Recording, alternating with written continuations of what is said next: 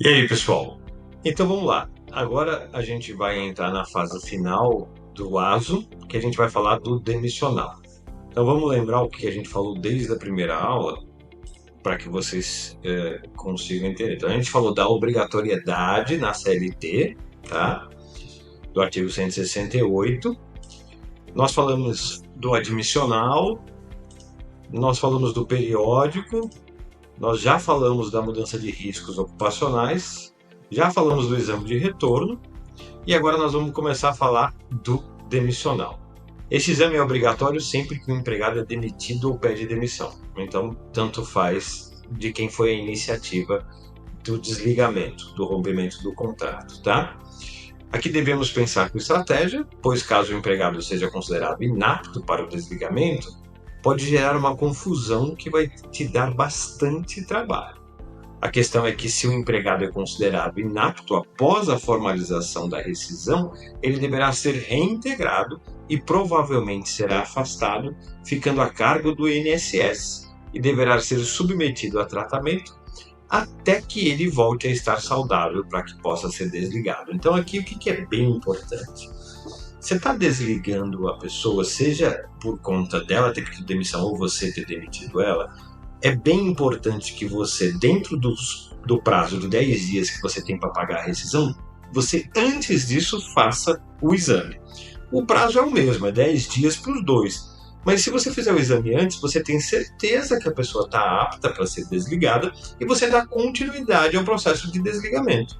Porque se o exame vier dizendo que ele não está apto para ser desligado e tudo aquilo que você já fez para o desligamento, você vai ter que desfazer. Então, quanto mais você avança na rescisão, pior é para você. Então, qual que é a estratégia? Demitiu ou a pessoa pediu demissão? Exame. Tá com o atestado ok? Dá continuidade. Então, o ideal é que você faça o exame bem antes dos 10 dias para você ter tempo de pegar o atestado e dar continuidade para rescisão, tá? Além disso, nós temos aqui. Por isso que é muito importante agendar o exame na data correta. É exatamente sobre essa questão.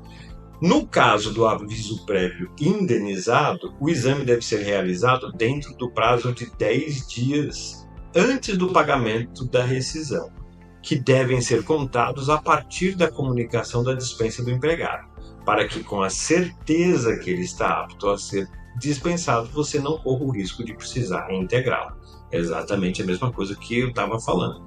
Então, aqui é só a questão da diferença do prazo do aviso prévio indenizado e do trabalhado. Então, no aviso prévio indenizado, você tem que contar os 10 dias para fazer o exame a partir da comunicação. Então, você comunicou que ele está sendo desligado, que ele vai cumprir o aviso indenizado no sentido de ficar em casa. A partir do momento em que você comunica o desligamento, você tem 10 dias para fazer o exame, tá? Por outro lado, no caso do aviso prévio trabalhado, o exame deve ser realizado dentro do prazo de 10 dias antes do pagamento da rescisão, que devem ser contados a partir do último dia efetivamente trabalhado, para que, com a certeza que ele está apto a ser dispensado, você não corra o risco de precisar reintegrá-lo. O texto é igual, a única coisa que muda é o prazo. Aqui no aviso prévio trabalhado, você tem 10 dias a partir do último dia que ele trabalhou, tá?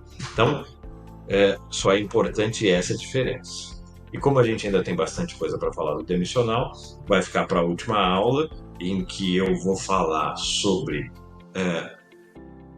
a demissão por justa causa, o que acontece na demissão por justa causa, e o que acontece nos casos em que não há necessidade de fazer outro exame no demissional.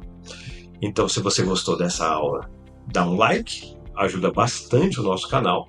Siga a DPComp aqui no YouTube, nas demais redes sociais e não se esqueça, DPComp, especialista em sistemas desde 1981.